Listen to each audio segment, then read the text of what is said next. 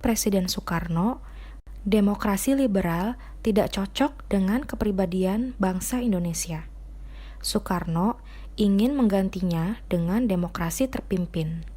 Jadi, sekarang kita akan membahas kehidupan politik bangsa Indonesia pada masa demokrasi terpimpin, yaitu sejak tahun 1959 sampai dengan 1965.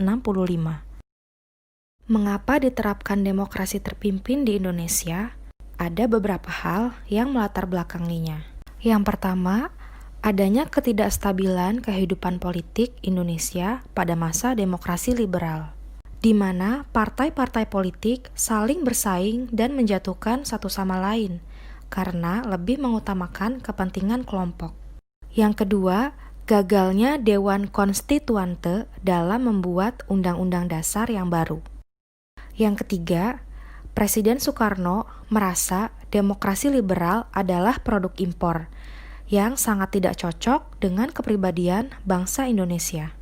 Karena beberapa hal itulah, Presiden Soekarno ingin menggantinya menjadi demokrasi terpimpin dengan tujuan untuk menstabilkan kehidupan politik bangsa Indonesia.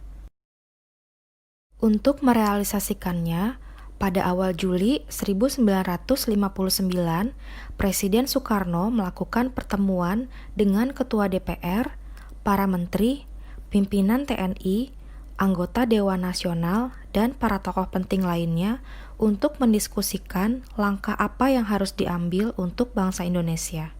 Hasil dari pertemuan tersebut, mereka sepakat untuk memberlakukan kembali Undang-Undang Dasar 1945.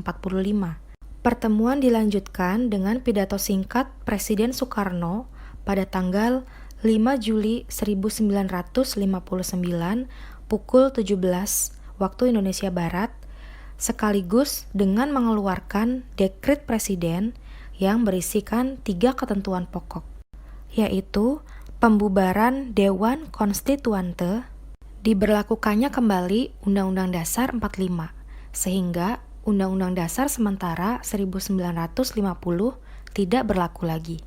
Pembentukan Majelis Permusyawaratan Rakyat sementara dan Dewan Pertimbangan Agung sementara. Dikeluarkannya dekret Presiden ini menjadi tanda berakhirnya masa demokrasi liberal dan mulai diberlakukannya demokrasi terpimpin. Lalu, bagaimana kehidupan politik bangsa Indonesia setelah diterapkannya demokrasi terpimpin? Kehidupan politik pada masa itu tidak lepas dari pelaksanaan demokrasi yang terpusat pada kepemimpinan Presiden Soekarno. Presiden Soekarno seolah menjadi aktor tunggal dalam kehidupan politik bangsa Indonesia. Sekarang kita bahas ya bagaimana kekuatan, kebijakan, serta penyimpangan-penyimpangan politik yang terjadi pada masa demokrasi terpimpin. Pada HUT RI tahun 1959, Presiden Soekarno berpidato dengan judul Penemuan Kembali Revolusi Kita.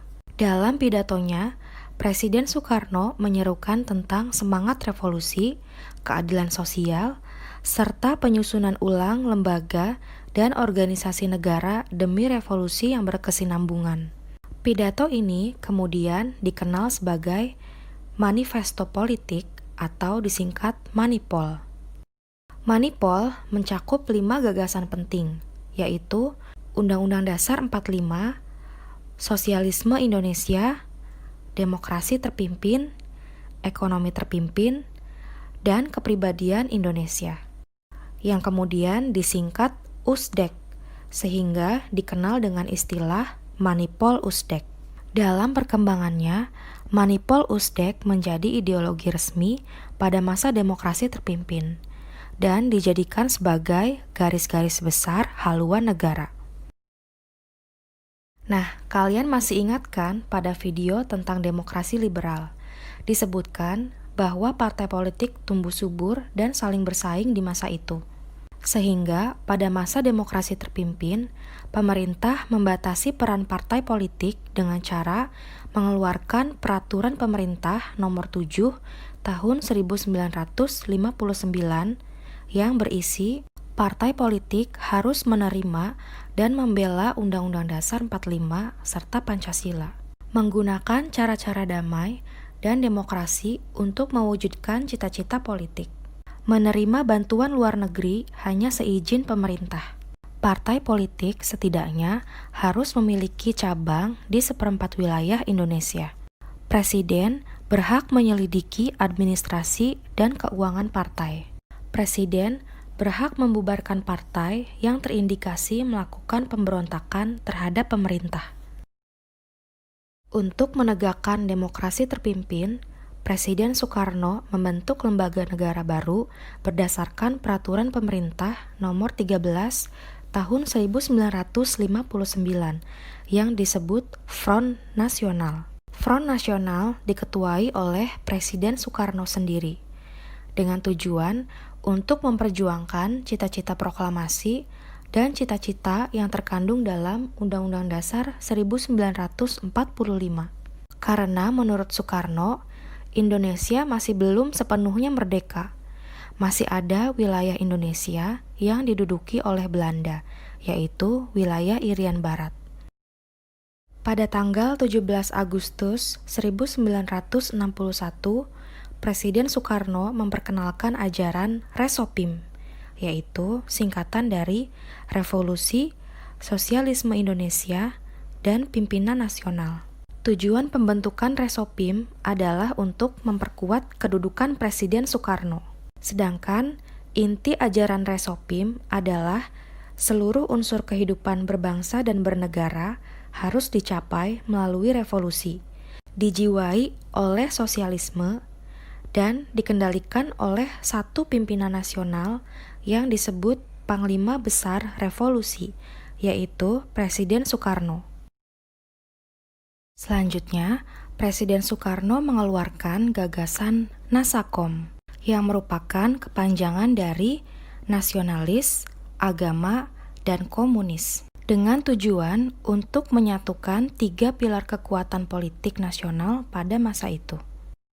Gagasan Nasakom yang dicetuskan Presiden Soekarno dimanfaatkan oleh Partai Komunis Indonesia untuk semakin menguatkan keberadaannya dalam ranah politik di Indonesia. PKI berhasil meyakinkan Presiden Soekarno bahwa PKI merupakan partai pendukung utama kebijakan pemerintah. Mengetahui hal ini, TNI Angkatan Darat tidak tinggal diam. TNI Angkatan Darat memerintahkan pasukan untuk menangkap DN Aidit, ketua PKI, dan melarang penerbitan surat kabar harian rakyat. Perintah ini mendapat protes dari Presiden Soekarno. TNI Angkatan Darat diminta untuk mencabut kembali larangannya. Presiden Soekarno juga melarang TNI Angkatan Darat mengambil tindakan apapun terhadap PKI. Perseteruan pun terjadi antara TNI Angkatan Darat, tokoh-tokoh politik, dan Presiden Soekarno. Namun, perseteruan segera diakhiri mengingat Indonesia saat itu sedang fokus menghadapi konfrontasi dengan Malaysia. Sejauh yang sudah kita bahas tentang kehidupan politik pada masa demokrasi terpimpin ini, banyak sekali ya kebijakan atau sikap pemerintah yang tidak sesuai dengan Pancasila dan Undang-Undang Dasar 45. Masih banyak lagi loh penyimpangan-penyimpangan lainnya, seperti pengangkatan Soekarno sebagai presiden seumur hidup berdasarkan TAP MPRS nomor 3 tahun 1963. Selain itu, Presiden membentuk Majelis Permusyawaratan Rakyat Sementara berdasarkan Penetapan Presiden nomor 2 tahun 1959. Soekarno mengangkat anggota MPRS dengan syarat setuju dengan manifesto politik yang dicetuskannya. Padahal, seharusnya pengangkatan anggota MPRS dilakukan melalui pemilu. Selain itu, anggota MPRS justru tunduk kepada Presiden, di mana seharusnya, menurut Undang-Undang Dasar 45, kedudukan Presiden berada di bawah MPR. Presiden juga membentuk Dewan Pertimbangan Agung Sementara berdasarkan Penetapan Presiden nomor 3 tahun 1959. DPAS yang dibentuk oleh Soekarno ini diketuai oleh dirinya sendiri. Penyimpangan lainnya yaitu pembubaran anggota DPR hasil pemilu 1955 oleh Presiden Soekarno. Karena DPR menolak RAPBN yang diajukan pemerintah. Lalu Presiden Soekarno membentuk sendiri DPR yang baru yang disebut dengan DPR-GR, yaitu Dewan Perwakilan Rakyat Gotong Royong, pada tanggal 24 Juni 1960. Yang anggotanya terdiri dari golongan nasionalis, agama, dan komunis. Tindakan Presiden Soekarno ini jelas bertentangan dengan Undang-Undang Dasar 45, di mana seharusnya seorang presiden tidak dapat membubarkan dan membentuk DPR.